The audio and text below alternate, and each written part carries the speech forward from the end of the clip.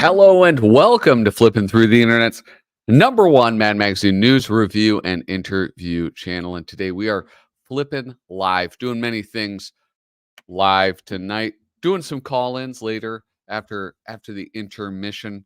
Going to be taking a tour of Mad Magazine. Oh yeah, if you want to support this channel, please hit like, hit subscribe, leave a comment in the chat. That's the best way that you can support this channel, by doing those three things. Drop a comment in the chat. I'm going to be going to the chat in a little bit, but there's another way you can support me, patreon.com/flippinthrough. That link is down in the description. If you think what I do is worth anything more than a like, a subscribe, and a comment. Otherwise, those certainly will suffice. These are the people that I get to thank for their support on Patreon right now, right this very instant. We got Jacqueline Gosling, Reflection of Perfection, Frank Snyder, Misimo, David Strickler, Megan McInerney, Shane Buckley, Bobby Weigel, Cam Hayden, Rob Wilson, Rod Mead Sperry, Andrew Goldfarb, Casey Ori, and Little Cozy Nostril. Thank you guys so much for the support, and I hope I can keep on earning it. With that, how have you guys been? I'm live right now on YouTube. I'm live on, what am I live on? I thought it was Twitch. I'm live on X. Why the fuck did I do that? I don't think anybody has ever watched me on Twitter. But I'm live there, and I'm live on Instagram. Does anybody watch Instagram Live? I think I've seen like one single Instagram Live. But it costs me no money to stream to those places, so I think it's fine. Anyway, who's tuned in right now? We got 11 viewers. If you guys haven't, please hit like, hit subscribe, leave a comment in the chat. Kicking us off, look at Vanessa Amaya saying, good evening from California. Buenos noches from Minnesota. Shane's hobbies. We're going to talk about Shane's hobbies in a little bit. Shane has a lot of hobbies, and it's pretty sick. We got to talk about it. We got to talk about Shane. Angel Acevedo, Sketchy Works. Good evening, everybody from Arizona. I know people who live in Arizona. Hex Allen Comics. Woo! Hex Allen, thanks for stopping by. Harvey Esquire. Hey, no. Hello. What? No, say hi to me. Harvey? God damn it. Hello, Harvey. How are you? Oh, that's just Shane again. Cam Hayden is here. Hey, folks. Hey, Cam. How are you doing? Sticks McFly. Sticks, you don't read your messages on Instagram. I did send you a message, and then I was going to follow up with another thing about trying to figure out what we talked about last time, which is you being a cub reporter, a roving reporter. That's what it was, a roving reporter. But then you never checked the other message. So I was like, well, there's probably not much of a point in messaging him again. Anyway, who else is there? Oh, now it's just a whole conversation that's happening. All right. Anyway, guys, thanks for tuning in. What am I going to do today? I'm going to start off a little slow. There was some news. Wait. Frick, I didn't set it up. I'm not using OBS, so I can't do the Cub Reporter thing. But I got a message. From Angel Acevedo. And he pointed out that there's some news from, I got to close some of these tabs. There is some news from Mad Magazine, some new material, or I don't know if it's new material, but there's something being published from Mad Magazine. And we're going to talk about that right now. You've probably heard of this. Free Comic Book Day. Free Comic Book Day is something that I don't know who put it together. I think just comic shop people. I don't know. It's not like by Diamond. It's some organization. Who the hell knows? But anyway, they get publishers to offer comic books for free. The idea being, if you can bring people into your shop, then people will support your shop, I guess. or they'll like come back later and buy comics. I don't know. I don't know how effective that is. I don't know if that's like actually a real thing. Um, if it produces more books sold. But I know people do it, and I know that I've gone into my comic shop to get some free stuff, but I'm already a patron. So that's why I question its efficacy. Anyway, um, Free Comic Book Day, like I was saying, Marvel does it, DC does it, Dynamite does it. Every comic book publisher, I think, past a certain size, if they're part of the direct market, I think that they participate in Free Comic Book Day. And look at that full lineup of free comic books announced. And look at there's all sorts of stuff. Special things from this place or that. You have Marvel, Disney. God, Disney's. I hate Disney, you guys. I think I've turned on Disney. And here you have this Mad Free Comic Book Day Special Edition.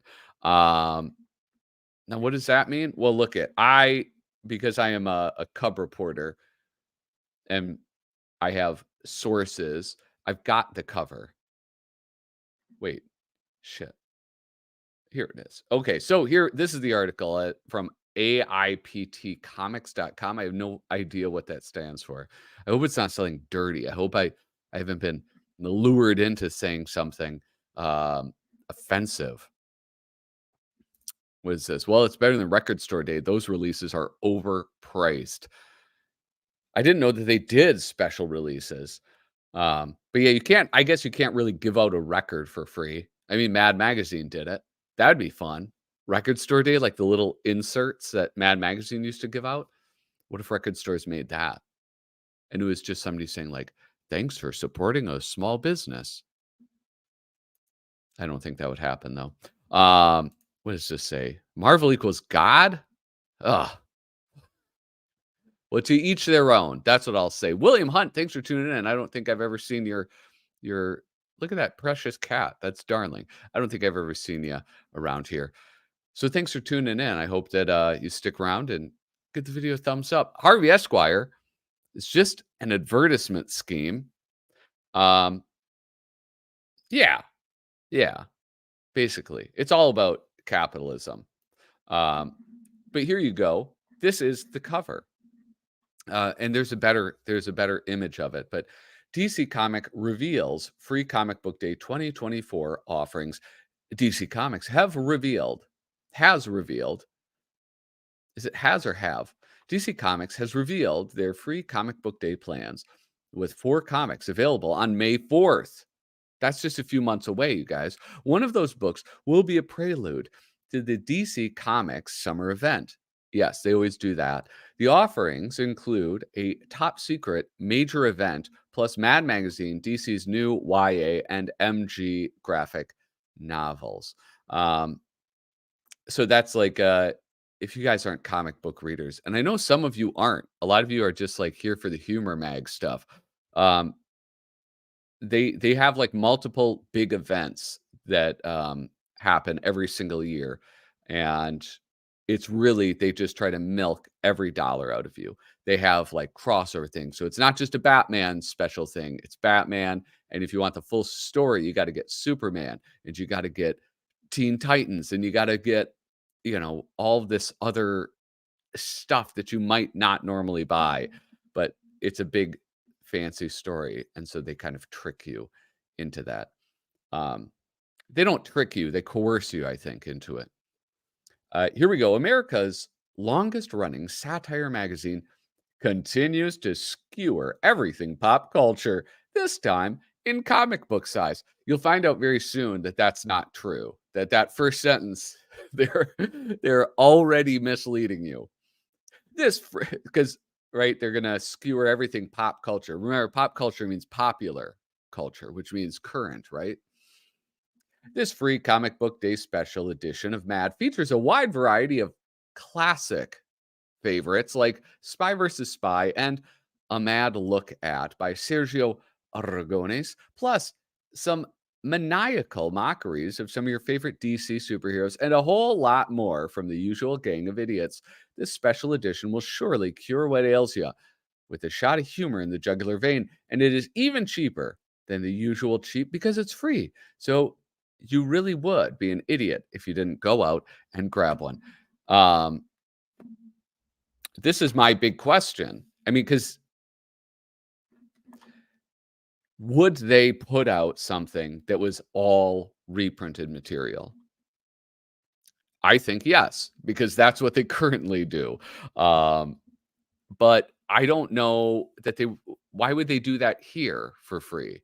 Um, that's what I don't get. Um, this is like the official press release, um, which actually, you know what? Control F. Oh, wrong screen. Where is this? Oops. Okay, Control F. Mad. If there's 6 mentions. Boop. Mad Magazine. Okay, America's longest. Oh my god, they just the person who wrote this just copy and pasted what was in the press release. Plus some maniacal mockeries and a whole lot more than the usual gang of idiots. That's crazy. Who wrote this article? Are you allowed to do that? David Brooke. Interesting, David. Interesting writing method. Um, I've not seen that before. The last time I saw writing that good, I was reading a doctoral dissertation from Harvard. Um, here we go. You're such a good. Thank you, Sticks. Thank you. Um, they feed on the nerd's need for complete collections, no matter how stupid. Yeah, I will say this. I have thought about because I don't go to my comic shop every week anymore because they moved. They moved like all the way across town, and it takes like 30 minutes to get there. So I do it like once a month. And now I realize I'm probably not going to go there for free comic book day, but I need this. So I'm going to have to like try to get one of these somehow. Um, yeah, myself included. Of course, we knew you were included, Shane. We knew you didn't need to say that. Uh, yeah. Free Mad Magazine, better than cheap. I agree. Absolutely, I agree. Sometimes these releases become rare. I was looking through comics at a show yesterday, and this guy had some in the $5 box. Actually, there is one, there's like a free comic book day. It was like the Year of Villains that DC had, and their free comic book day one had something special in it. I forget. And I had to hunt it down. I had to like try to find a copy of it. Um, that's why pull lists at comic shops are like pretty handy to have. There's been a couple times where I'll like just be reading a book and I'm just like pulling it off the shelf every month. And then, well, I'll tell you what happened. I'll tell you what happened. The Joker got a new sidekick named Punchline. And I was reading the book that she made her first appearance in, but I didn't know she was gonna have a first appearance, so I show up at the end of the day on Wednesday, and I'm like, "Hey, where's this book?" And they're like, "Oh, everybody bought it. It was Punchline's first appearance. You're out of luck." And I was like, "But I was reading it." They're like, "Yeah, we know, but you should have a pull list." Bastards. Um, but yeah, they do. They become rare, which I on principle feel like I refuse to pay money for a free comic book day book. I think that's fair, right?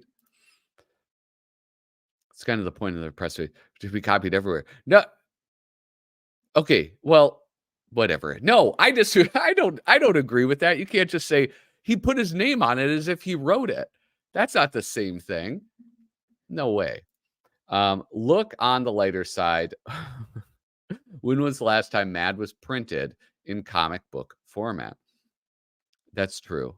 That's true. It's been quite a while. Actually, in Tim Johnston's last auction, I bought the Simpsons issue that was a Mad tribute. I think it was a free comic book day release. Um, There's a title that got my interest. I'll go. Case in point. And then, in an attempt to capture new young audience, the free Mad will be all big Berg classics. Yeah, it'll just be the lighter side of parenting, and it'll just be comics about parents being put upon by their children. Um, that's lazy reporting and borderline plagiarism. Except it was cited, I guess. But, you know, uh, that's the interesting thing. I want to get I want to get some info on this. I want to like who's in charge of that? Is it Suze? Do you think Sue's up to something over at DC Comics, over at Mad? Just all alone there in the office putting together stuff? It's possible.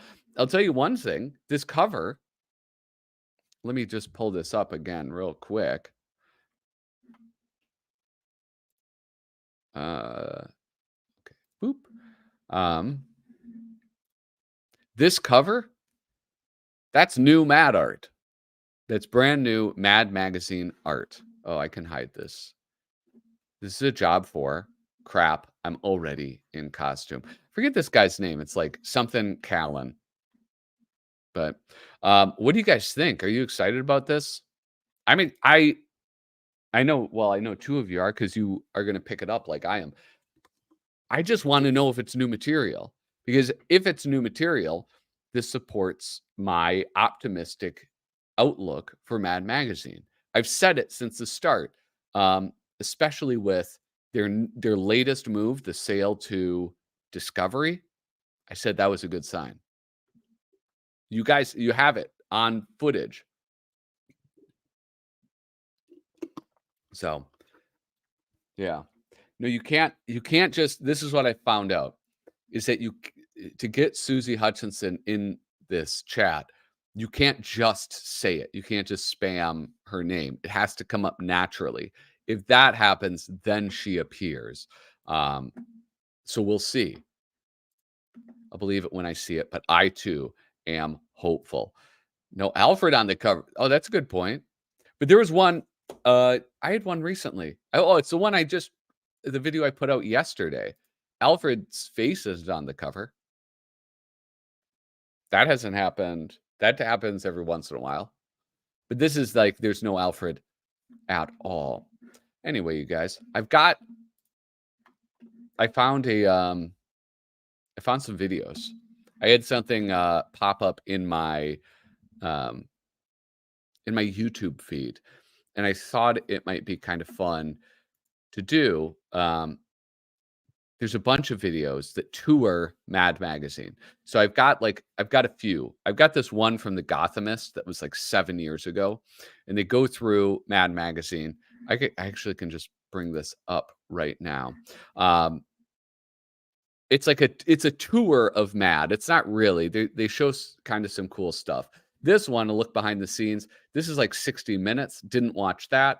There's a 4-minute one behind the scenes, and then there's Dick DiBartolo. He made part 1 and 2, a Mad Magazine tour, and they from 17 years ago.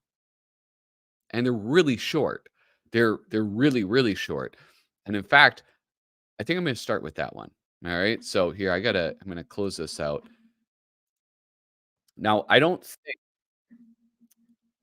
think that I have ever I don't think I've ever watched videos on here and commentated. So please, if you can't hear this video, let me know right away. Okay, guys? Thank you. So here it is. Mad Magazine Tour, Part 1. It says, don't try to adjust your computer monitor. This picture does suck. Dick DiBartolo, he's the Jizz Whiz. That's what his name is. That's what he goes by, because he likes gizmos and jazzets. Hey, Dick DiBartolo, Mad's Mad is trying to. We're starting something new here on MySpace / World of Mad. Little backstage videos. Now, if you were... Ooh, that brings us back. MySpace. Dick DiBartolo and Mad Magazine had a they had a MySpace presence. I had no idea. Visiting Mad, and why would you? You would see stuff like this. You get off the elevator, you see famous Mad covers. And when I say famous Mad covers, I mean covers that were laying around and were big enough to put on the wall. But there's Mad art. This is actually from a hardcover book. Mad Classics, regular Mad, very, very early reproduction of an edition of Mad Magazine. That was back when it was 10 cents. Of course, the Spies, Mad Magazine, our logo. It's a little dark in that corner, but okay, I got to pause it real quick. How about that? Yeah. How about that mustache? Can you guys hear it okay? I forgot to look. Well, you haven't complained about it. So I'm assuming that you can hear it. The how sick would that be to have, like, I love the comic one that's giant. And obviously, they have like very nice versions of the comics they have access to. I imagine they have like basically mint versions of it. But what about I wonder if like cracked cover site, how big are those scans? How big could I blow those up? Where's Guilford? Where's Doug Guilford? That's what I want to know. How large could I print a Doug Guilford scan of a Mad Magazine cover? Oh, that'd be cool. But you can see that's the cover from issue number 400 of Mad. And this is where it is, behind these locked doors. And that's exactly where we're going to go now. Let's just push the... You see the warm colors? That's because this is Mad Magazine's headquarters were in Mexico. So that's why there's all the warm colors. I don't know if you guys know that, but that's actually a true statement. Oh, thank you, Charles. 14 people watching. I saw it bump up to 17 for a moment. If you guys haven't, give this a thumbs up. Thank you. Intercom.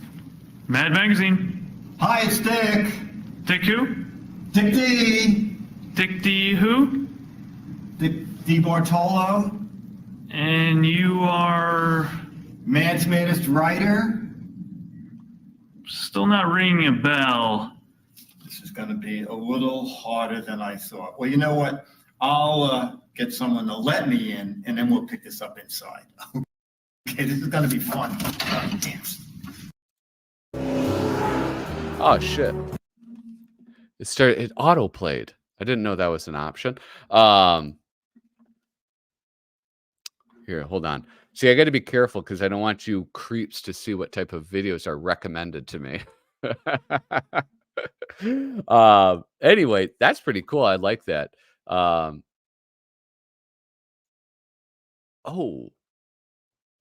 I don't know if you guys have seen this one. There we go. See? South of the border. Everybody knows that. Mexico. I mean, it's like they would pronounce it Mexico. But yes, you're right. That is true. That was Bart visiting the offices of Mad in Mexico. Yeah. Mamma mia, I'm walking here. Wait, that's Italian. Never mind. All right, here's the second part of that. There was a part 2 backstage tour. I didn't even think there might even be a part 3. I didn't even think to search for that. I might have to check that out. 17 years ago, this was posted. All right, so one viewer is going to be displeased to see this. All right, so is that a Mad rug? 2, 1. Hey, Dick. You can hold on real quick. You can hear the guy doing the camera. Like they didn't even edit it. He goes 3, 2, 1. I'm imagining they're filming it on something this big, by the way. Here, listen to that. Oh, wait, what? Hey, Dick Bartolo, we're here with part 2 of Backstage at Mad Magazine. I'm sorry it was so long between part 1 and part 2. You know, I had trouble with the key, and then I got arrested for breaking and entering, and they promised me my own key, and that was 42 years ago. So we're going to look around. This is William M. Gaines, the founder of Mad Magazine and the publisher. Bill's been dead about... Bill's been dead. Bill's been dead for a while. Look at this. Not displeased at all. L. Feldstein made it, and it's beautiful. No, Shane. It's not. It looks like shit compared to yours. I don't know if you guys know this, but one of Shane's hobbies, as alluded to in his YouTube channel hobby, is making these awesome like hook rugs. And I forget what it's called, but it's like hook. He's a hooker.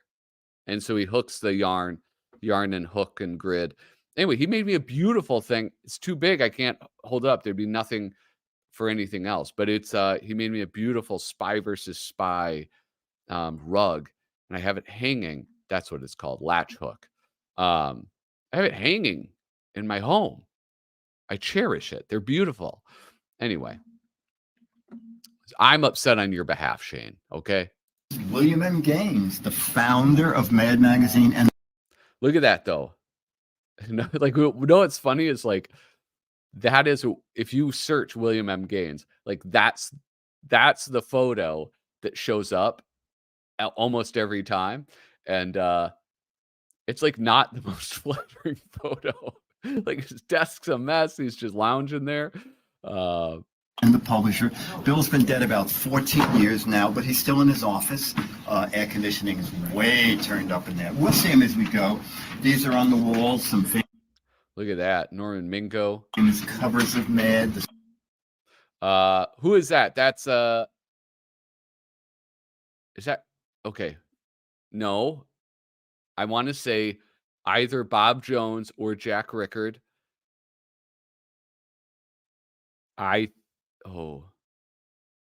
Who is it? I don't know. I'm not going to. Oh, it is Jack Rickard. Damn it. All right. Should have gone with my gut. The suntan issue. That is, I should say, that's like one of my first Mad memories. These are on the walls, some famous covers of Mad, the suntan. This one, the suntan issue, it was reprinted. That cover was reprinted on a super special. And I remember having that and being in the back of I don't know, like a Ford Explorer or something, or the back of some van, and just cracking up over this cover and that whole issue. And then we'll walk on down different people. Charlie Caden's office. These were in Mad specials of years and years ago. Oh, were those like the cutouts? And well, we're going in. Yes, that's cool. Do you see that? I think that's part of the Mad Mobile, isn't it? Look at that. And then we'll walk on down different people. Charlie Caden's office. Charlie Cadu. That's how you say the name. You guys, I don't know about you. I'm learning a lot of stuff right now. These were in Mad specials of years and years ago.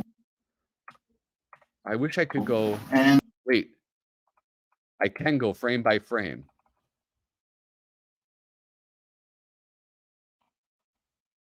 Going into my office, I have a very, very. What was that? See, they didn't know I could go frame by frame when they posted that. Back and to the right. Back and to the right. Back and to the right. Okay. What's this? What's this poster?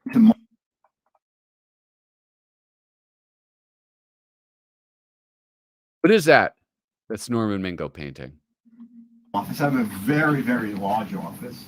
I'm very busy. As you can see, I have lots of scripts to read. I read lots of scripts. Actually, I share the office, but I have my aisle here. This is totally my aisle. They're right there, and this is my desk. And the phone was just ringing, and it's John. I have to call you John because I'm on camera. Oh, it's Mr. Ficara. Okay, that's Mr. Ficara, right? Yeah, Mr. Ficara. I don't think I could deliver every issue in person. I think we should still mail them. I'll try. Well, you know what I'm learning the most? I'm learning that I'm not pronouncing any of their names correctly. Ficara, not Ficara. Kadu, not Kadu. I have some errands to run. So we'll be back with part 3, and you'll see more of Mad Magazine. Okay, till then, Dick DeBartolo, Mad's Maddest Writer. Bye.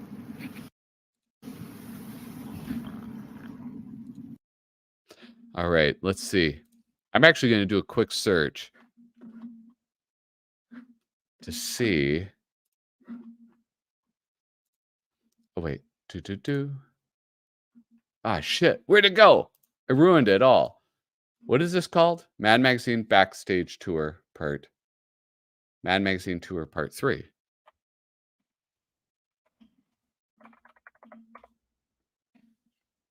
Let's see if it shows up. No. I don't think it is. I don't think they have a third one. How do I search somebody's thing? All right. Tour.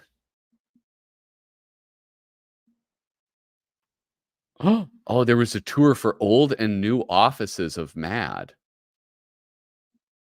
What? A year ago? Dick DeBartolo is somewhat active on, what do you call it?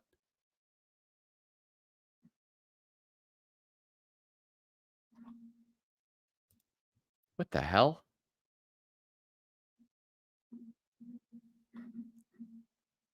Ah, Crime in Italy. This makes for great television. Sorry, guys. There is a 3. I don't see a 3.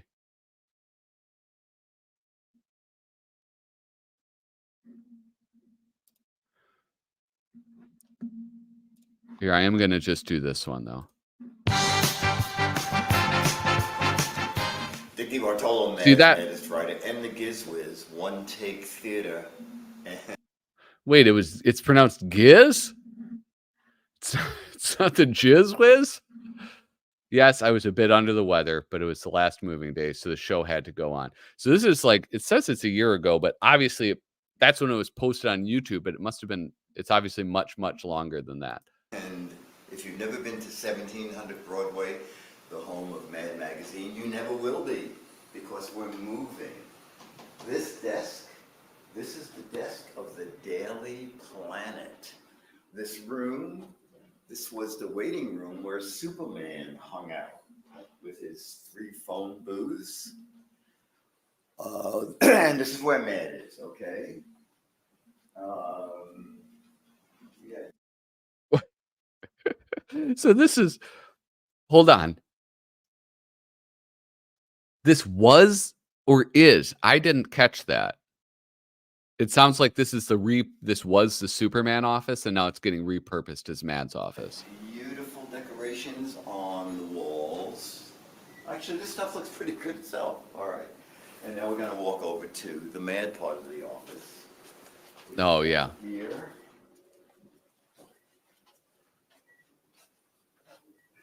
You can tell it was the Mad office, right? I think when the people at IBM moved, I don't think they found Oh, wait. Okay. a lot of dancing dolls.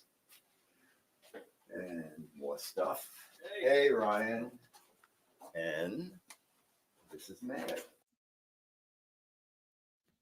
Okay, I understand now. I guess I was looking for it. This is what confused me is that entryway that they showed initially was different than the one before.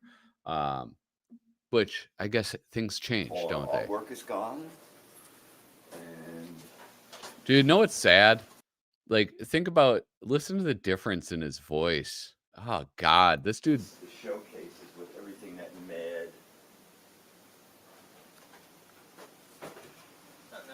And there he is. This is everything that Mad ever produced is in these 2 showcases.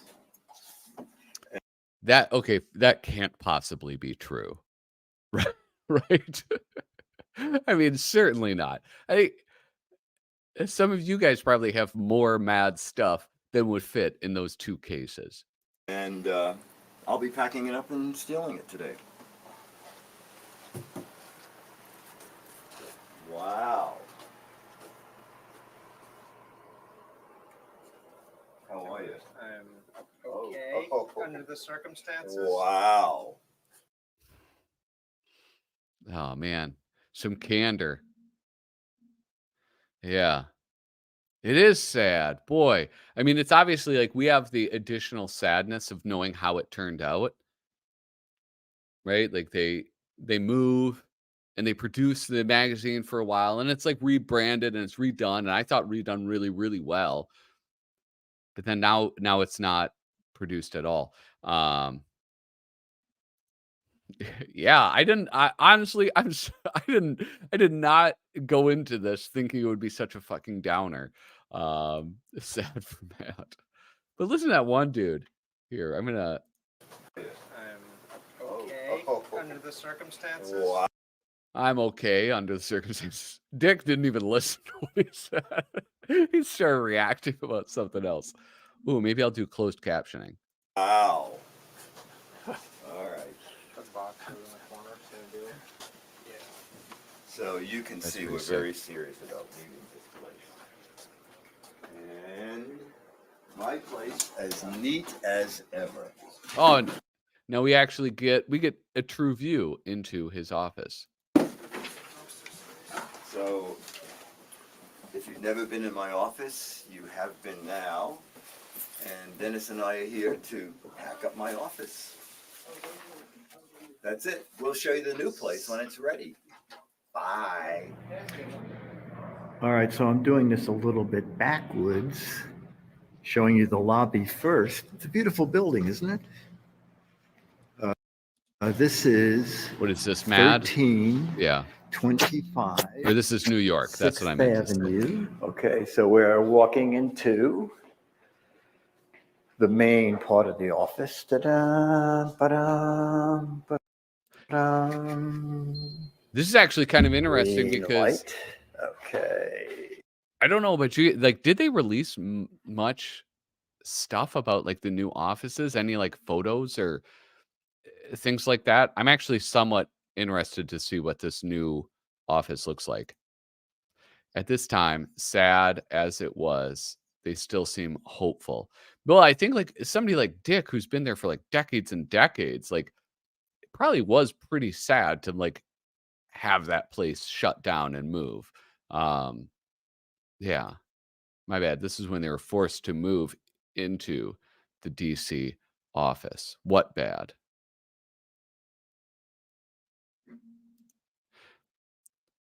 Oh yeah, I assumed it was the move to LA. That's what I assumed too. And push. What, did it lock already? Unbelievable. You got to be fast. Okay. And we'll go into our conference room and turn on some lights. Whoa. All right, so this is the Mad conference room, the Mad Mobile. This was in one of the very first Mad specials.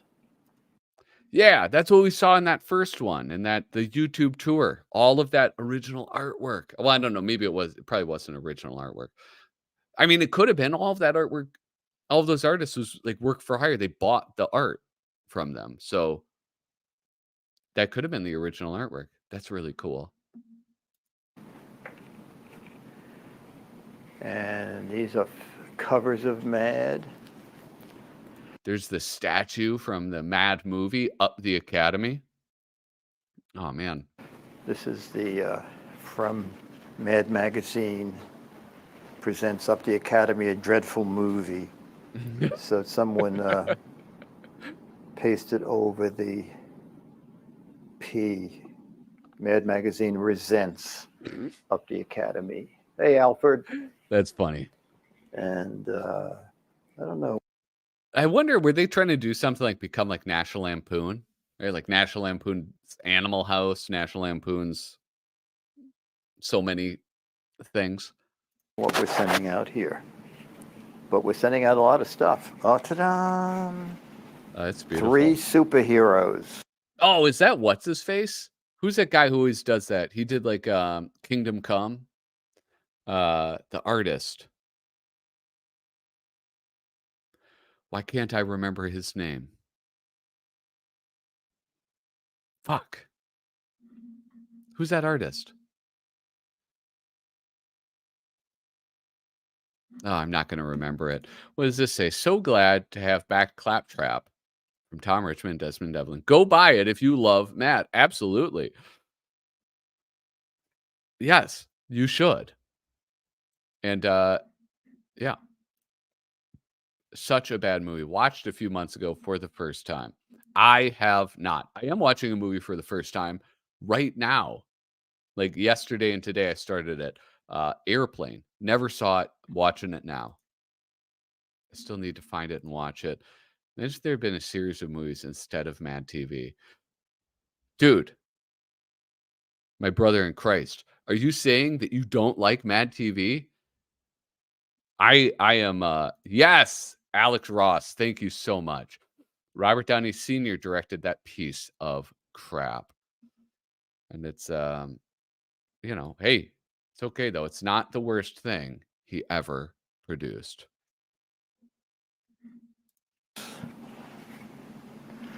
That's a shot at Robert Downey Jr. Hulk. Forgot what. Oh, it's hard to see with too much reflection in here. Yes, it is. Da-da, ba-da. That's our superhero right there, our buddy Alfred. That's our Star Wars slot machine.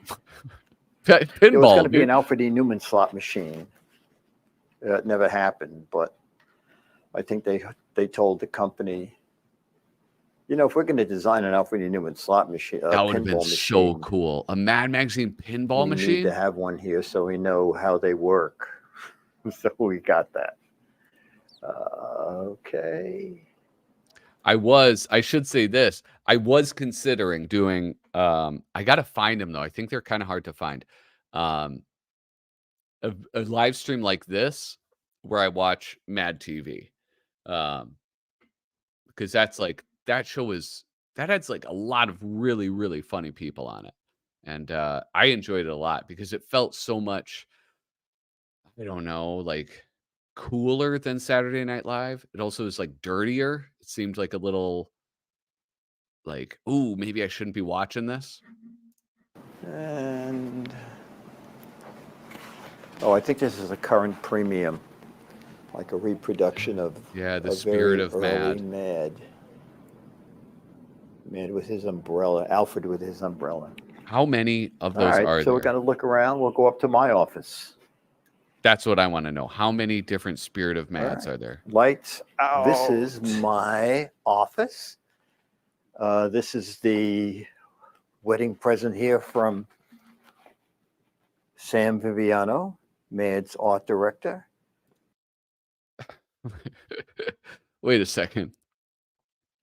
Whose wedding is that? When Dennis and I got married. Wait a second. And actually... Oh, wait a second. All right. Okay. I thought that was Sam Viviano, and Sam Viviano as a gift through Dick DiBartolo and Sam. Mad had a big party for us, which is wonderful. The big surprise party.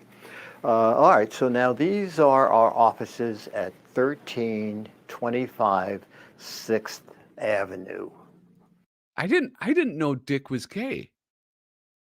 Now it seems like I can't make the jizz whiz joke anymore.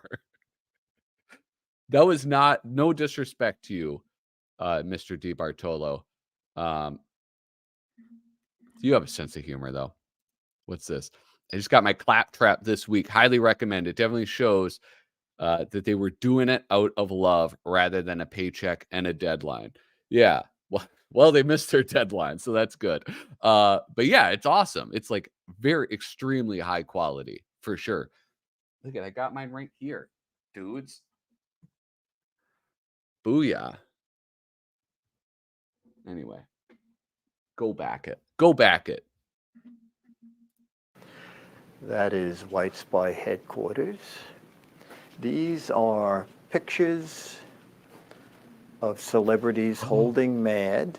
Those are the ones that got sent in. And pictures of readers holding the Mad with a celebrity in the picture. Boy, that's so cool. We haven't been in these offices for too long. There's where the black spy. But what's in it? What's behind the door? They're always hiding behind the glass in their doors. And we haven't finished moving in. We've only been here 6 months. So not everything is Yeah, up but on the who's in walls charge yet. of hanging This shit on the is walls? Washington cross-dressing the Delaware. The Scream. Yeah. Norman Rockwell, gay marriage. That gets your attention for a second, This is doesn't the it? best one. That's the best one. All those I Bill Clinton know. ones were so good. Little artist trick there. And there's more of the offices. This is not only, for some bizarre reason, only the offices on the left are mad. The rest of them are, What? let's see. I think it's TMZ is down there. Okay. For real? Until that's us. That's our spring issue. These are the showcases with everything that ever had a mad name on it. Again, that certainly cannot This be is true. our 500th issue cover. And that's Alfred made up of all 500 issues. It's really quite impressive as we get closer, closer, closer, closer. Isn't that amazing? It is Yeah. amazing, Dick. And then as you back up, the issues make up Alfred. Oh, look who's out of his office. Okay. And let's see what's down here. All right, I'm gonna hit pause on that. I think it gets I think it's just like more looking at art. I don't think anything new is gonna get put up. Dick DiBartolo wrote all the blue match game questions. Gay? Not surprised. Listen, I'm going to be honest. I've never seen the match game. But I do know what blue means. That means dirty. And this is a family show, okay? So there's not going to be any blue humor here. You guys forget that sometimes in the chat. You forget that it's a family show. But, you know, I'm here to remind you, and it's okay. I'm just saying, don't let it happen again, you guys. God damn it. I wish that they had the whatchamacallit one. The one in California. Oh my God, this is nuts. Look at Dick DiBartolo has a playlist that's all a bunch of trains. That's pretty cool. Anyway, what the hell am I looking at? I'm looking for my playlist I put together. That's what I'm looking for. And actually, I'll do this. I think I'm gonna do the 60 minutes one. Don't worry, it's not 60 minutes. But before we do any of that, please let me remind you, hit like, hit subscribe, and leave a comment down below. We've had people coming and going. I'm going to see how many thumbs up we got right now. What is it? Where is it? 9 thumbs up. This is an abomination. Now there's 10 because I gave myself a thumbs up. And I'm allowed to do that. There's no rules about that. Let's see. I'm so old. I remember watching new match game episodes.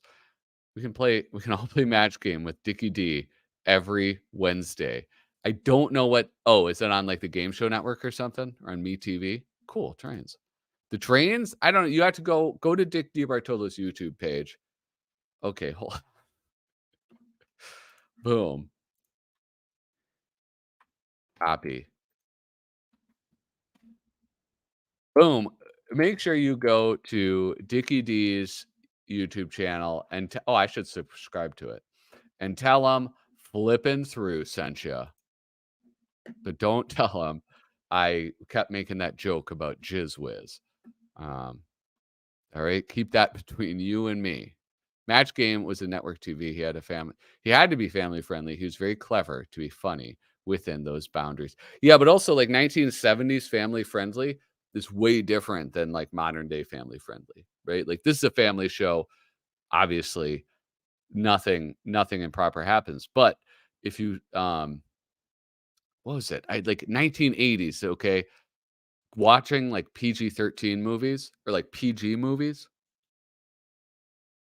back in the 1980s, because I don't think they had PG-13. I think like Indiana Jones was when they created PG-13. They're fucked. There's like so much stuff where like I've tried to watch PG movies with my children, and it's been like, nope, turn it off. Let's watch cartoons. Let's watch like Merry Melodies or something. Yeah, 70s you could get away with a lot more. Let's see. Here we go.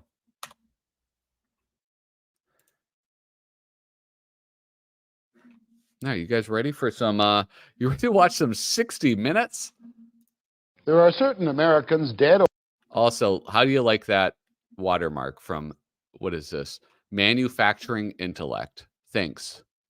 You're making it really hard for me to pirate this. Or alive who are regarded as national treasures. John Wayne, Katharine Hepburn, Louis Armstrong, Walter Cronkite, Joe Louis, Babe Ruth, and of course, Alfred E. Neuman.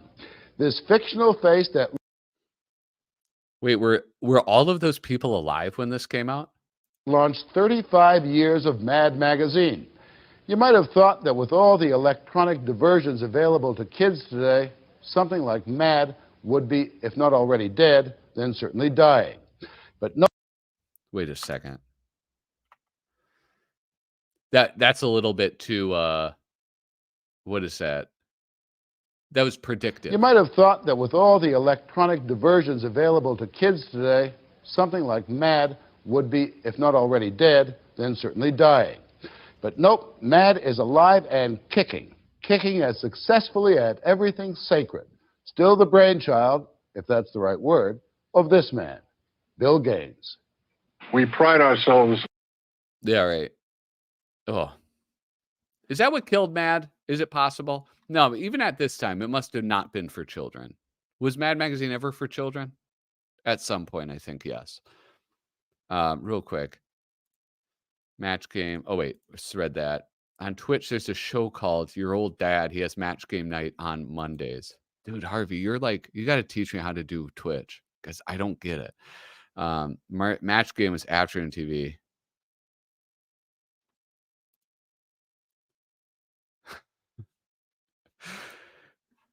In the fact that we have no philosophy. Wait, I want to. We pride ourselves in the fact that we have no philosophy. We have no philosophy. We have no politics. We don't take sides. We have no morals. We have no scruples. We have no taste. We have no intelligence. Yes, we have no bananas. And that's about it. Plus, I mean, working for Mad means just never having to grow up. That. Wait, hold up. We got to find something. I mean, didn't Mad kind of have a philosophy? Wouldn't you say that? Where's the one they had, like the National Lampoon thing that they did? I think it's both. I think it's like, it's great for kids. I remember loving Spy vs. Spy as a kid because I could read it. You know, you don't need to read the Spy vs. Spy. I remember like that in the National Lampoon thing. I used to have it on my desk. I don't anymore. I wish I did. They kind of alluded to that Mad philosophy and how that changed over the years. Oops. What? That, I suspect, is the essence of it, huh? Yeah, I mean, a new Stallone movie comes out. I mean, and we're there, and we're sitting in the back row just giggling, you know, because we know what lines we're going to write, you know, and just everything is fair game. I do have to say, I would hate going to see a movie with them. I love movies and watching them in silence and watching them sincerely. That would drive me nuts if I went to the movies with my boys. With me and Dickie D, we go to the movies and we got him yucking it up. Be like, bro, cut it out.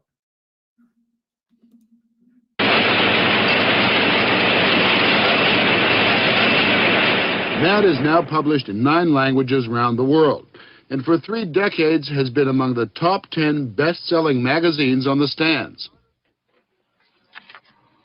The artists and writers are listed in the magazine as the usual gang of idiots. They are Look at this. Mort Drucker hard at work. Look at these. He's doing the watercolors. quite talented idiots. One reason for Mad's success may be that, with a few exceptions, it is the same gang who've been turning it out all these years. And these are the key suspects involved with putting it out 8 times a year. Apart from Gaines, the so-called creative staff consists of Nick Meglin,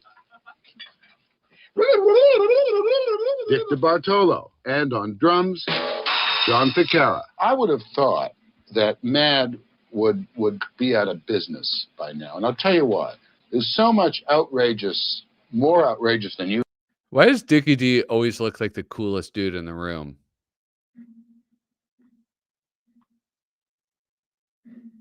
guys are. Stuff available to young people now that I thought you would kind of look a bit corny in the late 80s. Well, we don't really know why it works. It's just been working for 35 years. And we try not to analyze it because we may blow it. Bill Gaines is hardly anyone's idea of a publishing mogul. The magazine works because of, or in spite of, his eccentricities. Beyond the madness, there is a method, or perhaps just old-fashioned integrity.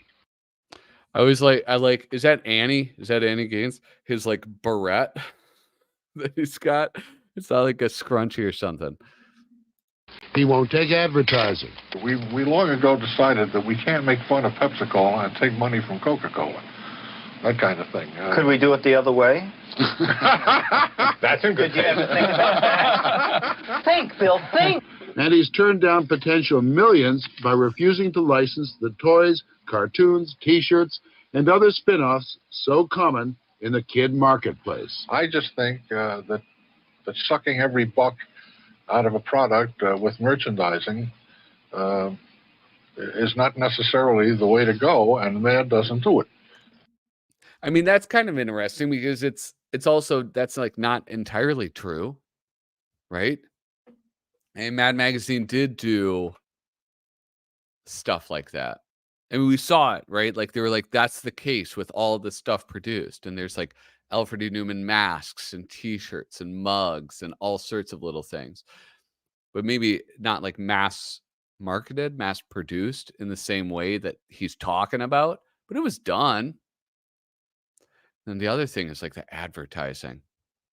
Boy, the advertising. That, you know what irritates me the most when I look through like this genre of Mad Magazine, not genre, this era of Mad Magazine. What irritates me the most about this isn't real necessarily that they took money to do, not that they took money to do ads. Like, I get you got to do what you got to do. That's fine. But what irritates me the most is the sort of like vertical integration ads, because that seems even less sincere, where you have them like doing write-ups about Warner Brothers properties and sort of like lightly poking fun at it, or being like, we're giving away this, and it's all like Warner Brothers owned companies that were giving stuff away for. That irritates me more because it's less transparent. If I see corn nuts on that opening page, well, then I know corn nuts gave them money. But if I see a mad look at Wonder Woman, did somebody at Warner Brothers or like DC say, hey, listen, we got the movie coming out, why don't you do this? That'd be really handy. Shit. And now the Instagram Live went down. But I don't think that matters, right? Because probably nobody's watching there. Anyway. So I'm just going to say F it. Yeah. I don't know. Let's see. A lot of that stuff was pushed after Gaines died. Not all of it, though. Not the kids' shitty costumes. That wasn't. You know, I mean, they sold stuff like through the magazine. Yeah. But I mean, they did it. I think that he's talking about, in defense of him, I think he's describing like probably like Star Wars and Kiss level of merchandising. And that is true. They never did that. They never merchandised on that level. MST3K has spoiled me. I always make fun of movies as I watch them. That sense of humor is definitely Mad influenced. Yeah. I like joking and I love being goofy, but I don't know. Like, I also like sincerity, and especially if I'm watching something that somebody else has created sincerely. You know, I don't like to just rag on it, but that's why I wouldn't be a good Mad writer. Gaines was picky about what to merchandise, and when he died, all that went out the window. Yeah, I have some Hot Wheels cars. I have some Mad Hot Wheels cars. I wish they picked better ways to sell out. Like, I wish they sold out in ways that were better, which actually like made them more popular. Just like Charles Schultz. Yeah, but now I can get like sick. What do you call it? Like Peanuts sweatsuits. And so I think it's a nice trade-off, personally. In the satire of Superman 3, they complained that WB forced them to do it.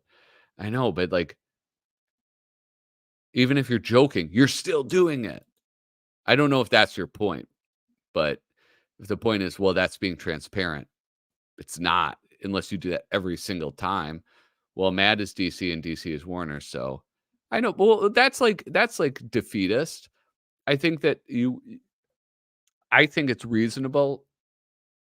No, maybe it's not reasonable, but I'm going to believe it anyway.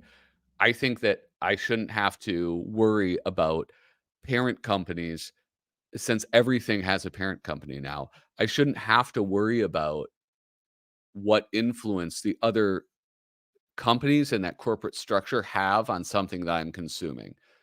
I don't think that's reasonable, because it won't ever happen, but it bothers me still.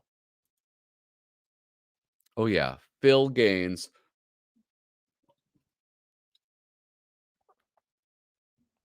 Bill. Oh, Billy G. Mad Magland. Dude, what if there was like a Spy versus Spy Lego set? All right, Spy versus Spy, all made out of black, white, and gray bricks. Somebody's had to have done that. Hold on. Spy versus Spy Lego. Somebody's done this, I bet. Oh, it expired. And this sucks. It's not what you want it to be. I'll show it to you, but it's not what you want. Here you go. Lego ideas. There they are. It's the classic image. But yeah. I don't blame them for not picking that up. That's not that great of a set. Spy versus Spy Lego. How about images? Hopefully there's nothing. No. Oh, look at that. The Brothers Brick. See, look at that. You could figure it out, I think. A Spy versus Spy Lego set. Black, white, gray. You have like the two buildings, and then you have like little booby traps all throughout. That was awesome. That's a good idea. Yeah, I think so. Wait, no. Are you talking about the funny car? Like that larger one? No, I don't. They're just like little Hot Wheels, and there's like vans and panel trucks and some other type of car. Yeah, that's the one. The race cars are different. Yeah, you have the NASCARs and then the funny cars. I don't have any of those. I just bought the Hot Wheels one because they were on the shelf. I didn't know that they existed, and so I picked those ones up. But what? There's an Alfred Stretch Armstrong? That's nuts. All right, here we go. We're gonna go back. We're gonna go back to this video. We got 9 more minutes left. What do I do? Boom. Is not necessarily the way to go, and Mad doesn't do it. Most of Mad's sales are made at the newsstands, but among the subscribers are the nation's dentists. What? Okay, first off, that's why we need Mad back at the newsstand. Second off, dentists. I never thought about the impact that they have. A form of passive laughing gas for younger patients. In any way, more fun than thumbing through Dentists Quarterly. One thing Mad is not, it is not a product of market research. Bill won't take readership surveys because he's afraid that if we find out the bulk of our readers are 12 to 16 males, that we might start subconsciously pandering to them. There's never been a demographic study? Or Republican.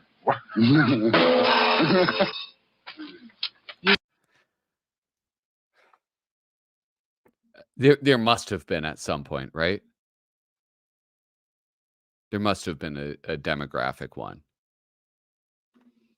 Feel you're back in the Depression at the Mad offices. Neatness does not count. Cheapness does. Here comes the good question. Gaines's penny pinching is legendary. I have seen Bill break up a conference with the entire staff assembled for 2 days to track down a $1.75 telephone call that no one will fess up to making. As cheap as he is. But what is that? Penny wise, pound foolish, right? Let's waste everybody's time to figure out who made a long distance call. His day to day, he will, on the spur of the moment, take the entire staff to Europe for a couple of weeks for an eating and drinking binge. He once flew everyone down to Haiti to talk the sole subscriber there into renewing. We all went to his house to beg him to resubscribe to Mad, and he did. I wonder if you did have advertisers, who would want to advertise Mad? Well, that's another reason we don't have advertisers. No, I wonder, seriously. Let's think, who would... Well, That's certainly money the at one soda point. companies Uh-huh. and the gum companies, I think, would be a prime candidate. But then we worry because we would hate to have our readers getting cavities because You we would took hate it. ads. It's one of the interesting things is like those Mad trips. They have to have. I know like they've told stories. I think like Dick DiBartolo in his book told some stories about the Mad trips. I'm sure there's like lots of information available, but that's like one thing I want to learn a little bit more about. Like that Haiti one, that sounds pretty wild. It's okay to rot their mind, but not their teeth.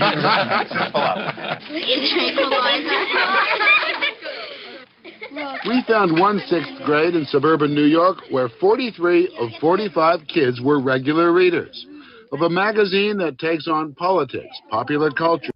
Dude, no fucking way. Are you kidding me? Look at what these two dopes. And I feel okay calling them dopes because they're now adults. But look at what these dopes are reading. Sorry, I got to go panel by panel. Frame by frame. Say it ain't so. Oh my God. You notice they were laughing at first. They weren't laughing when they started reading this one. All right.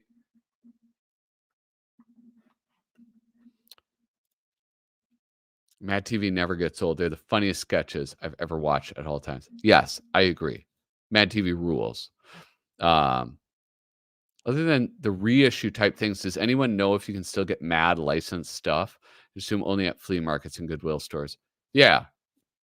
I don't think they're producing anything. Haiti trip was the first one. Okay. Berg fans. Yeah, that's why they're... You know what? These kids are in prison now. Hey, that was me. eBay, yeah. Popular culture, nuclear power, advertising, racism, and just about every other foible of modern life. Even if they don't understand every word of it, they know that adult sacred cows are being deflated, and that may be enough. Weird. Funny. I like it. Interesting. My mom thinks it's really dumb, and she thinks that my father is like acting like a child when he reads it. When it's dumb, it's funny. Yeah, but sometimes you don't understand the jokes. Yeah, I know. Yeah. Sometimes you have to make somebody explain them to you. When we were doing the latest Rocky movie, the writer had written a panel where one guy is saying, in this film, Rocky fights someone who hates everything America stands for. And the other person says, my God, you mean he's fighting Louis Farrakhan? And now when we read that, a couple of the associate editors said, gee, you know, I don't think many kids are going to get that. You know, who's Louis Farrakhan? I looked at Nick, and Nick said to me, we don't care if they're going to get it. You know, that's what makes Mad great. Yeah, there's one, though in a recent issue, the 3 Mile Island Children's Zoo. Okay, devil's advocate, would they have been better off back at this point, doing a demographic survey and like tilting it towards who their readership was? I mean, the downside is like we probably wouldn't get Mad Magazine that we all enjoy and love. I guess that's like just me arguing with myself, because it would be different then, and it wouldn't be what we like, but it would still be around. But what would that matter if it was something that we don't like?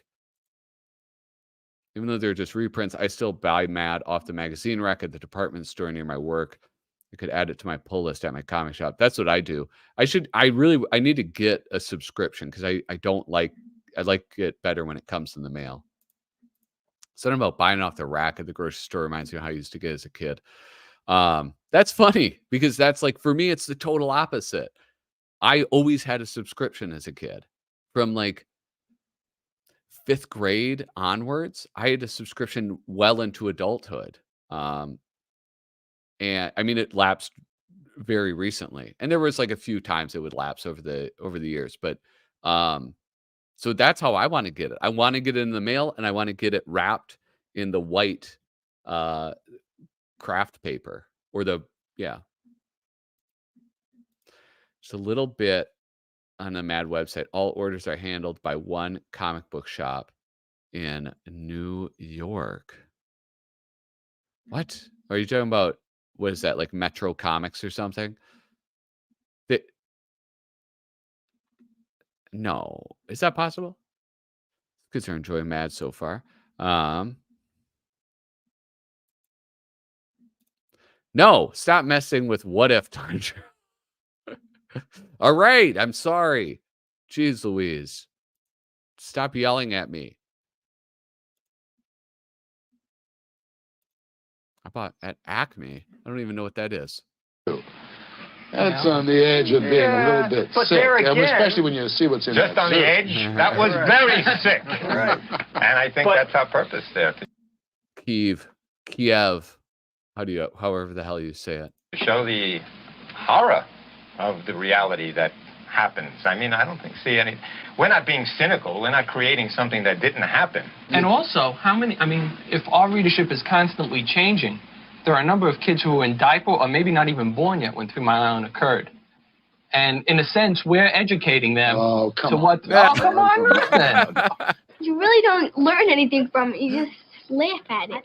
I think you learned something. Yeah, I think you learned something because it shows the messed up animals, and it shows about nuclear waste, that it messes you up. It's not good for you. Maybe he would ask his father, what's 3 Mile Island? What's I think Coney it's a valid Island? point. Same thing. That's right, Staten Island.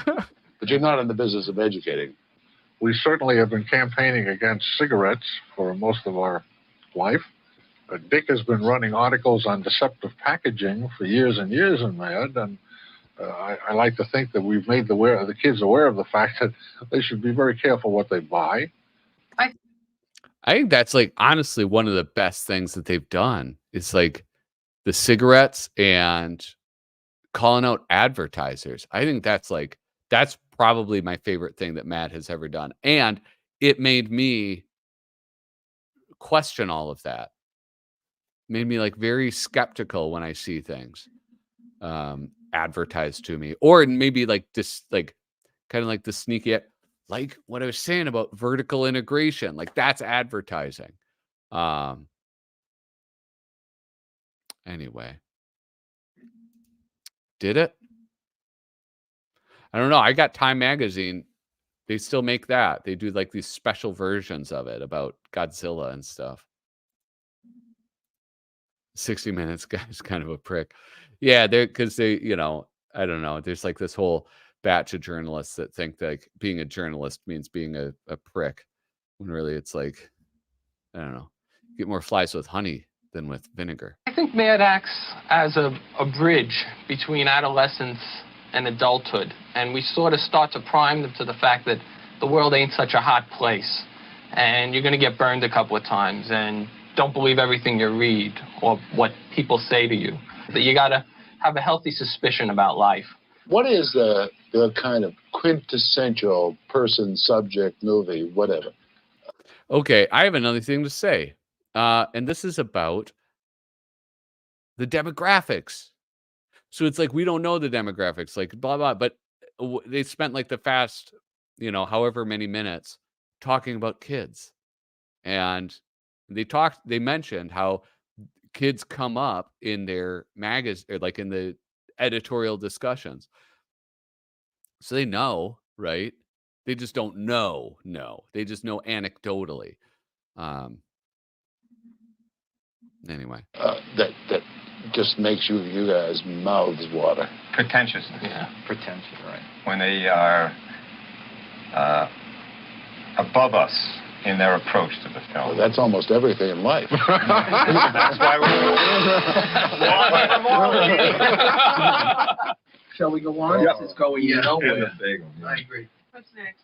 Next. This is the worst we've ever had. I think. Mad visits a modern organ transplant hospital. The ideas for Mad stories come from everywhere, from Hollywood scriptwriters to a nun in Chicago. But mostly... Who are these boys?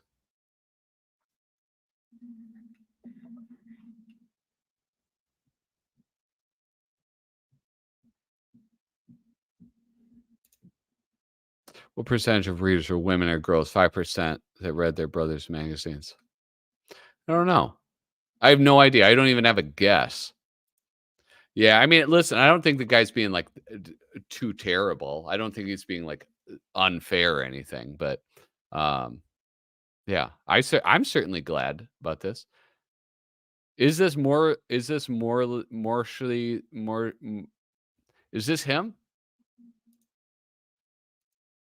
I don't know the names of anybody. Everywhere, from Hollywood scriptwriters to a nun in Chicago, but mostly from editorial conferences.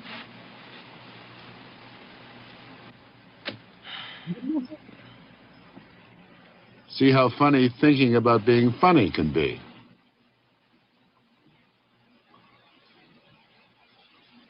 What's the title? That the 60 Minutes editor is pretty funny. I'll tell you that. What's the hardest part of putting out the magazine? Stapling it.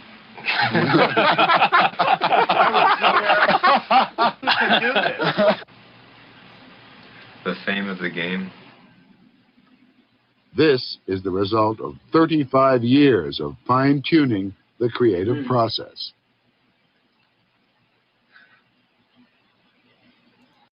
I wonder how much of the silence is just sheer discomfort from having a cameraman and writer just sitting and watching you. It's like when I have to type something and somebody's in the same room as me while I'm typing, I automatically am like my words per minute drop in half. I think that might have something to do with it. 21 viewers. Hey, if you have not already, make sure to give this video a thumbs up. And if you're just swinging by, say what up in the chat. Yeah, and consider subscribing. We're just watching some tours of Mad Magazine. Bill, was it a success from day one, Mad Magazine?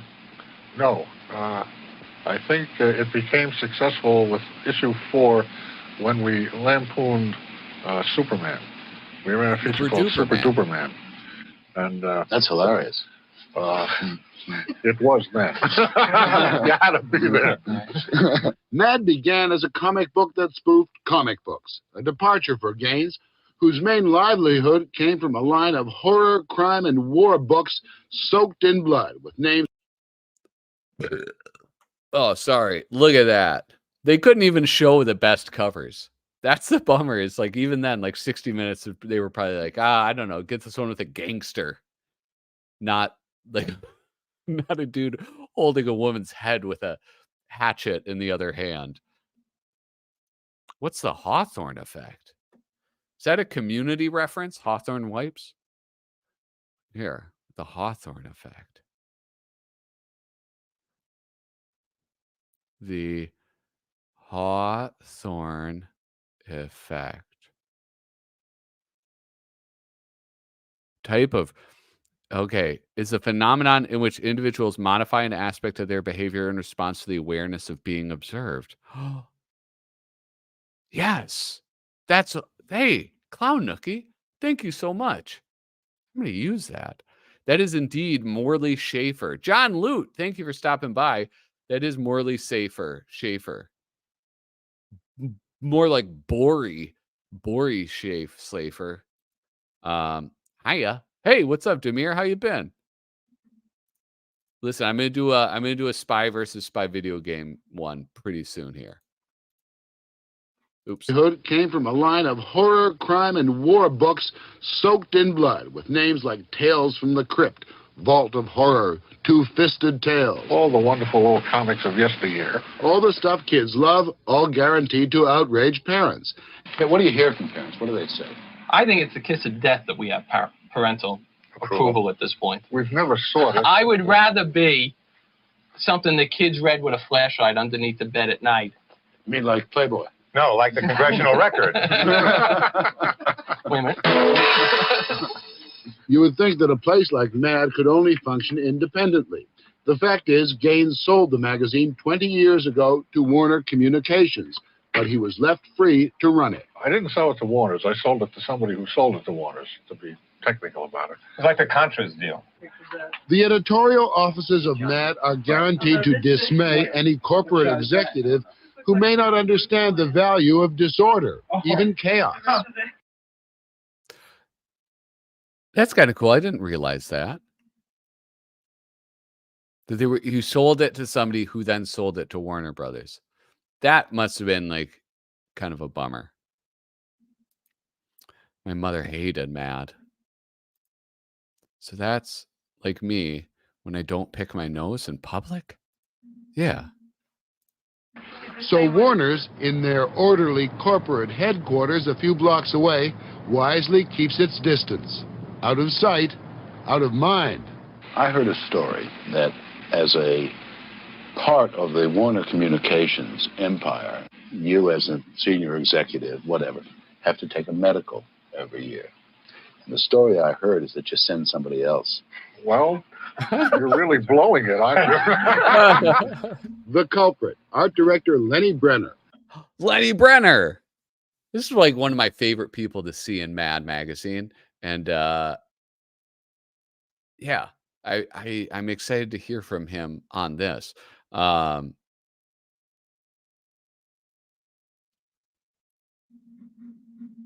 look at new person. Hello. The Yankee Blues preacher. I'm sure it helped free expression without the instant feedback of Twitter. Yeah, I mean, you know what? You know what I think? Well, I don't know if I think it. This is just a thought that I had. I wonder if like how quickly things move now. Well, I guess is that the same as like the internet killing Mad Magazine? Is like just like how quickly news cycles go through, how fast things change over. Like, did that have an effect on Mad? Sold it to Waters. Yeah. Sorry. Should I turn those off? Are they distracting? I kind of like having captions on.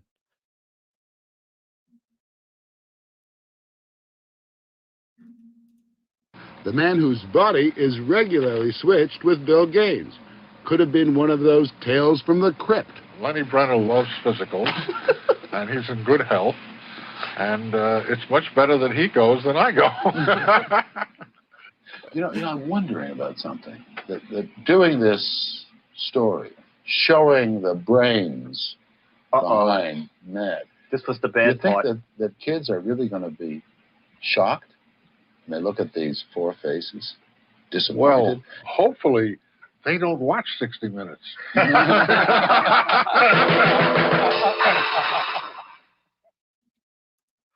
All There are right. certain Americans, dead or alive, who are regarded as national Let's treasures. just restart. Anyway, that was an interesting view in Mad, and I don't know. Wish they would have talked to Lenny Brenner. Jeez Louise. Also, listen. No disrespect to Meglin and Ficarra, but it would have been cool just to have Gaines yapping. Was this? These guys couldn't have considered what people might think. They went with their comedic gut, believed in it. Yeah, I think my interview is better. Your interview with Bill Gaines? Well, hey, you know what? Actually, let's talk about that. The horse in the room. Shane Buckley. That says Timothy Buckley. What the hell? Shane Buckley, friend of the show. He's in the chat right now. Had an interview with none other than Mad's maddest artist. Mad's maddest writer, not Mad's maddest artist. Dick DiBartolo. He's I'll be honest, I can't say it was a great interview because I haven't watched it yet. I have it in my watch later playlist. Buck and Dick.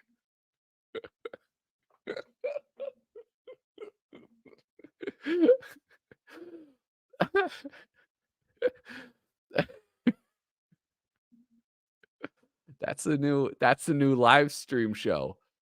It's Buck and Dick. I can't believe. Oh my goodness. I haven't watched the whole thing. Don't spoil the ending. I like that. Hopefully nobody dies. Fingers crossed. But yeah, you should go check it out. And here I'm going to bring it down because here is, you know what I'm going to do? I'm not going to do a link to the video. I'm going to do a link to Shane's channel. So make sure you guys give Shane a follow. All right. He's got 18 subscribers. He's got 18 subscribers. Already got Dickie D coming to be on his channel. So I imagine that you might want to keep your eyes peeled. Go check that out. Go watch it.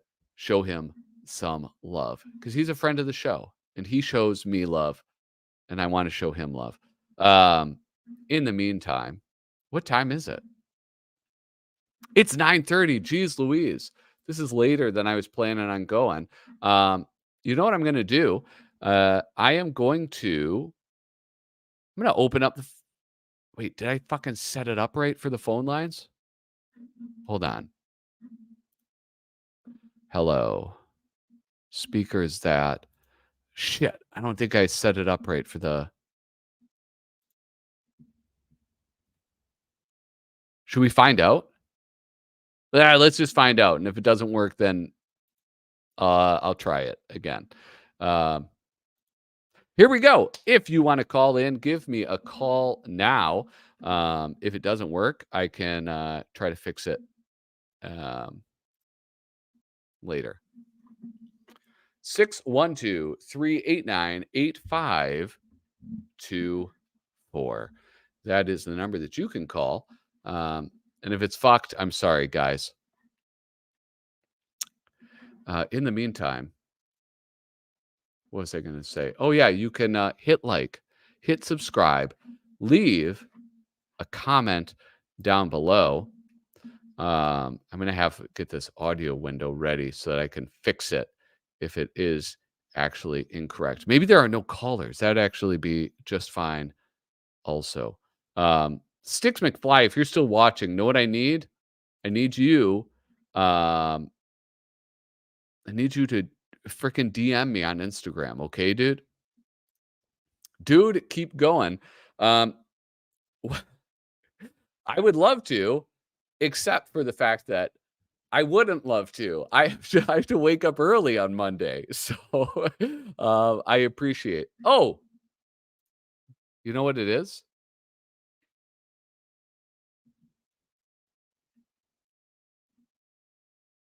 Wait a second. Oh, sorry, guys. I'm such an idiot. I didn't take do not disturb off. Sorry about that. I don't think Ollie's here. Ollie would have said something if he was here. So I'm gonna, if somebody calls, I'll tell you when whatchamacallit, when they're on, and then I might have to you got to tell me if you can hear them or not. So the phone lines are actually open now. Here you go. All right. Hello. Wait. God damn it. Hello, caller. You are on Flippin' Live. Shane. Hey, can you guys hear Shane? Let me know. I got to watch this. Sorry, Shane. Oh, look at somebody else is calling too. Shane, what's well, I don't think there's any way they can hear you. Hold on. What do I have to do? Christ almighty. Dude, do you know how frustrating it is to run like a second-rate channel?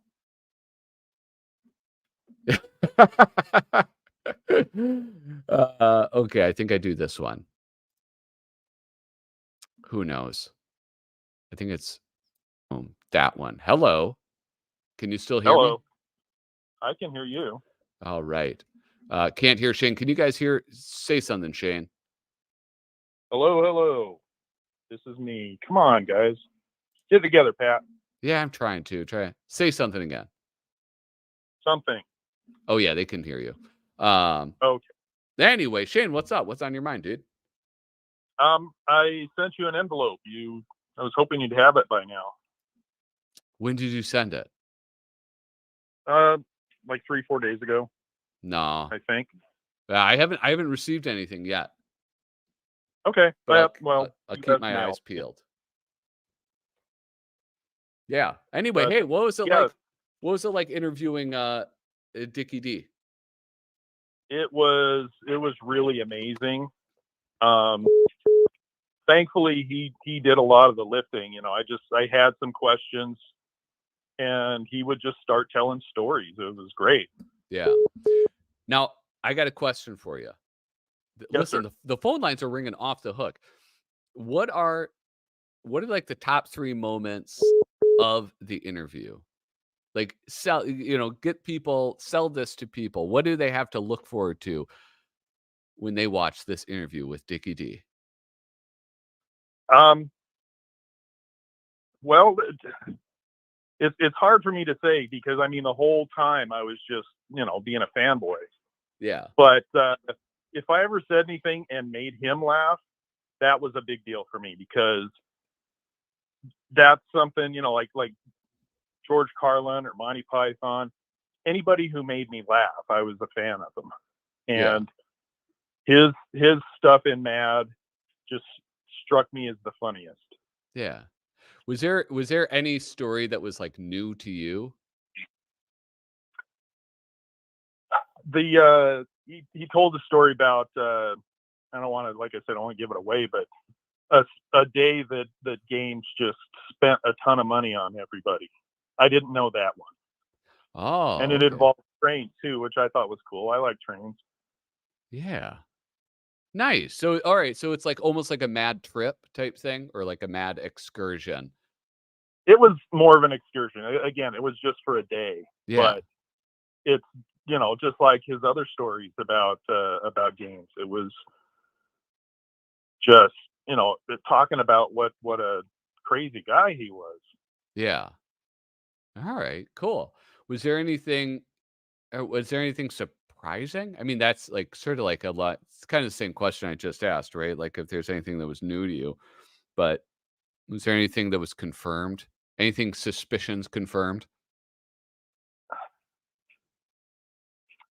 I don't know. The conversation, like I say, I knew a lot of the stuff because I read his book. I read Frank Jacobs' book. Yeah. You know, and I told him, you know, we had a couple of emails and a phone call before he came on, and I lost my train of thought. I was asking if anything was surprising. Well, hey, I have a question. Now that you're Yeah. BFFs with Dickie D, could you put in a good word for me? Maybe he'd come on this live stream. You know what? I'm going to send you a DM on Instagram. Nice. About that. Oh, does he know about me? Was he like that piece of shit? He keeps calling me the jizz whiz. He knew. No, he knew. You know, I mentioned Tim Johnson. I mentioned Doug Guilford's thing. Yeah. So, and I've already told them, it's like, hey, I talked about you, and they're like, thanks. Here's a link on my thing. So nice. Super I'm just cool, here dude. trying to be an American and promote myself. Dude, listen, I'm proud to be an American. I know you are, Shane.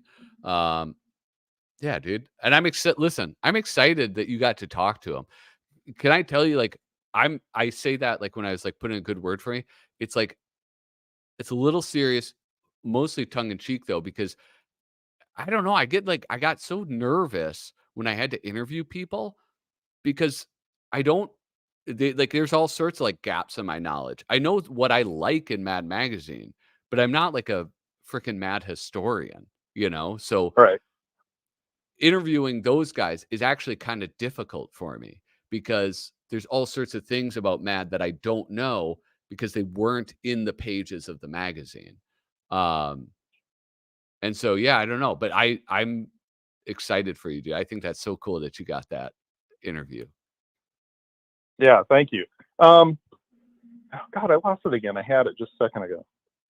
I'm old. You're that's going to come up a lot. I know you're old, dude. But listen, we like you anyway, despite your age. We enjoy having you come by these live streams. Oh, thank you. This is Stix McFly. You probably read this, but he said the beginning of the interview was great with Dick's explanation of what writer was selected to do a parody. I didn't get to that part. Yeah, it's we talked about Mad, of course, but we also talked about, and you know, his Gizwiz podcast, and YouTube channel, where that's something he's known for is he loves gadgets, and he rates them. His co-host went to CES a few weeks ago, and they talk about some of the stuff they saw there, and he's been at that for decades.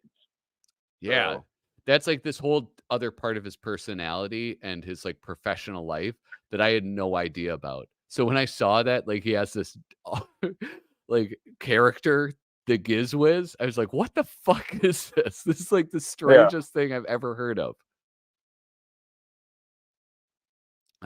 Yeah. Oh, what is this? It like I said, it was really, really nice of him to do that.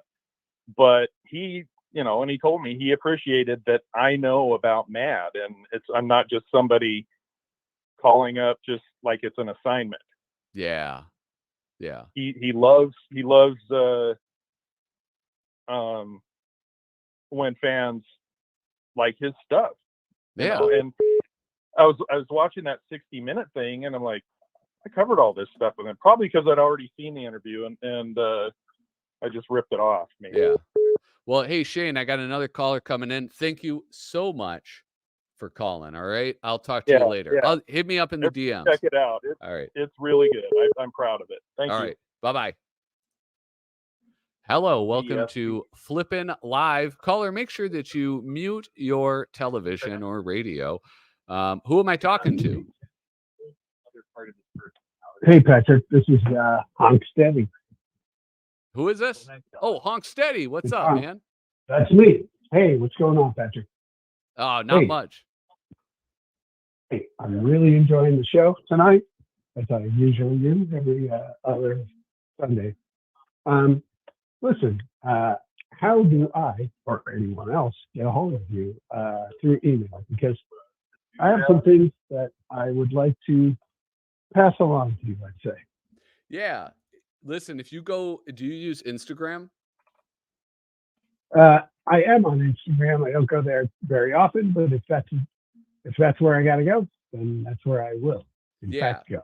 So Instagram.com/flippinthrough. I'll drop that in the chat right now.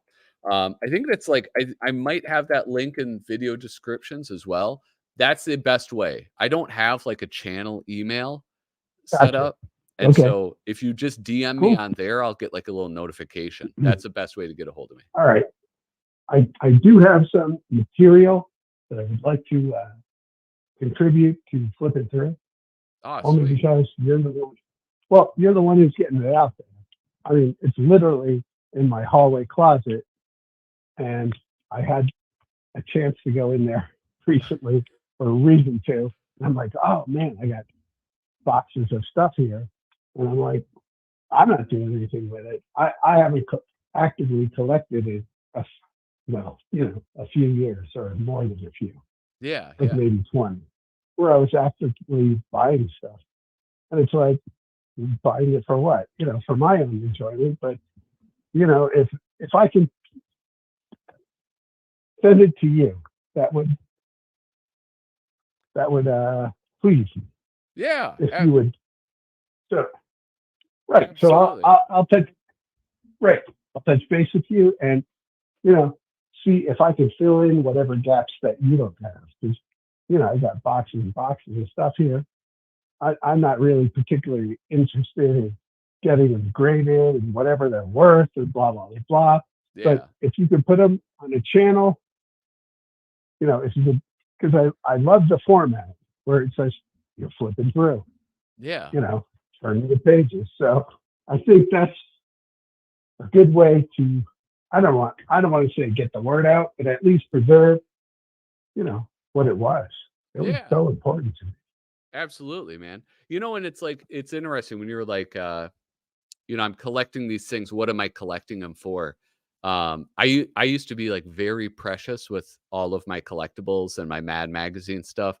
And there's some stuff that I still am, but it's like, I have kids and I let them read it now. It's like, well, okay, you tore a page. Okay, that kind of hurts my heart a little bit, but you're enjoying it. You're reading it. And that's what should be happening with these, and like, it's like, I don't know. I do like doing this channel, like, flipping through and like showing every single page. We got awesome websites like, Doug Guilford's site, right? Which has like everything cataloged. And so I don't know. I feel like if I can contribute even a fraction of what he has contributed, I'll be a happy chappy, And I'm thrilled that you're doing it, and that you're doing it every week, that you're doing live chats like this. There's really nothing out there or anything like it that I can think of. And when you think about like people, I don't want to name names, but people who are, I guess today considered, contemporary humorists, let's call them. Yeah.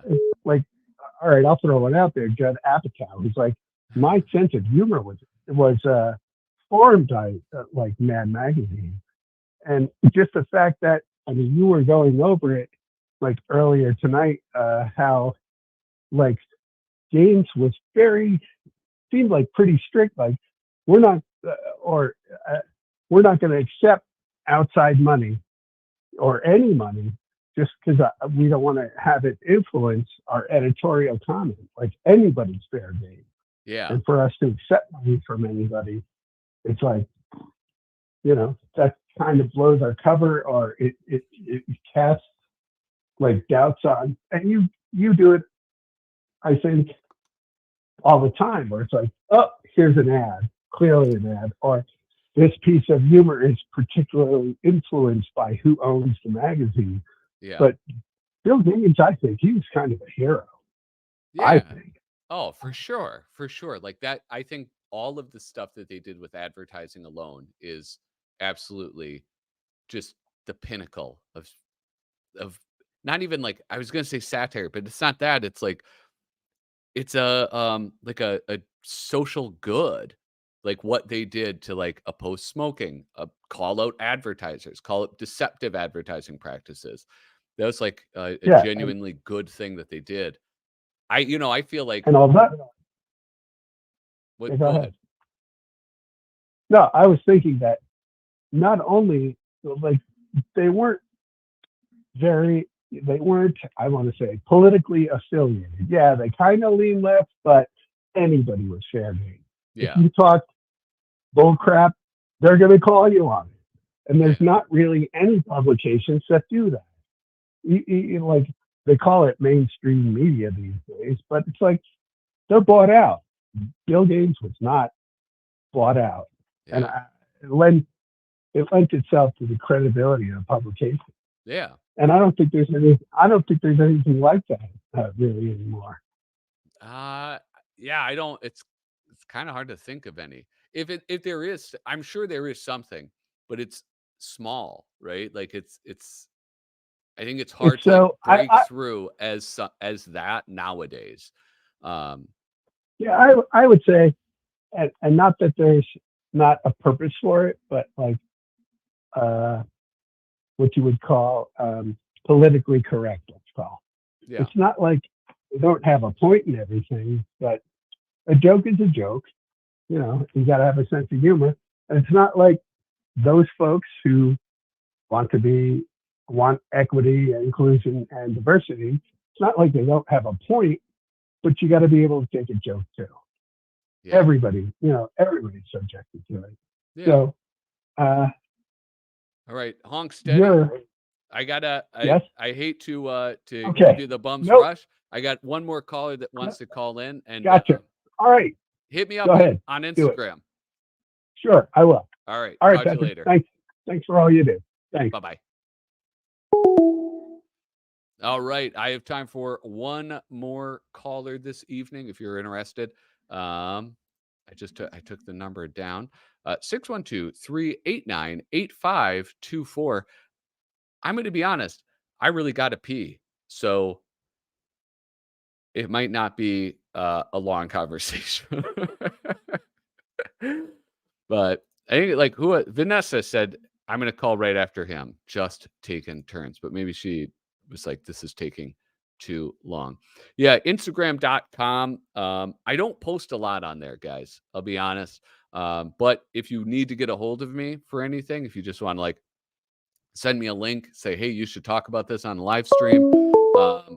That is the best way to contact me.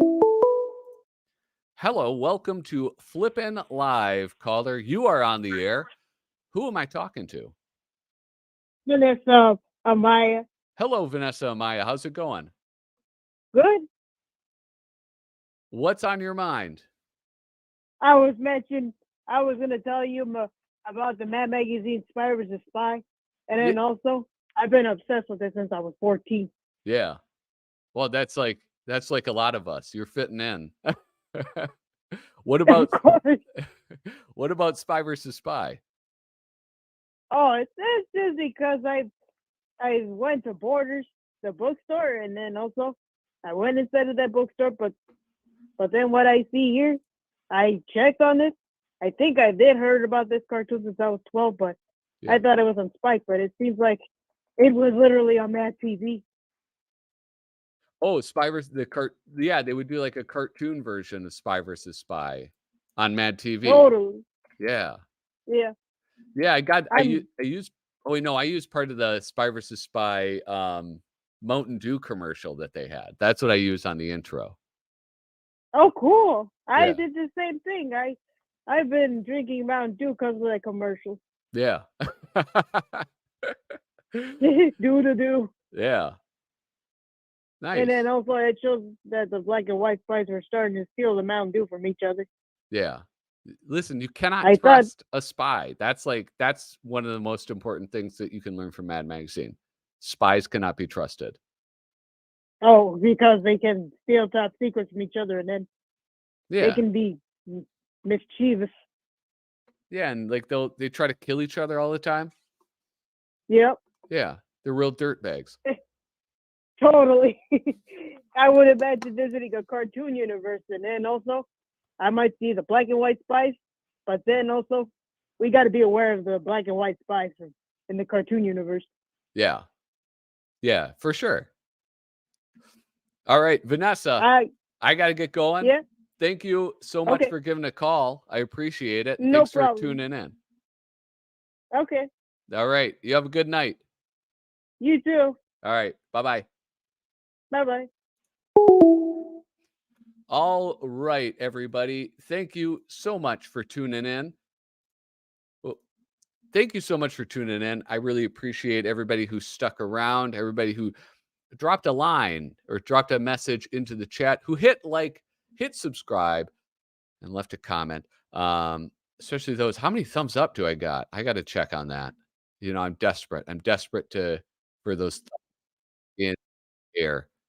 Boom, 20 thumbs up. God damn, that's good. Oh, I love it.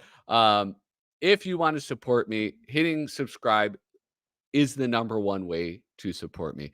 If you want to support me in another way, if you think this is worth anything more than a subscribe, patreon.com/flippinthrough. But thank you. This was this is like a favorite. This is like one of the funnest recent live streams I've had in quite a while. So with that, thank you so much for watching. Toodaloo.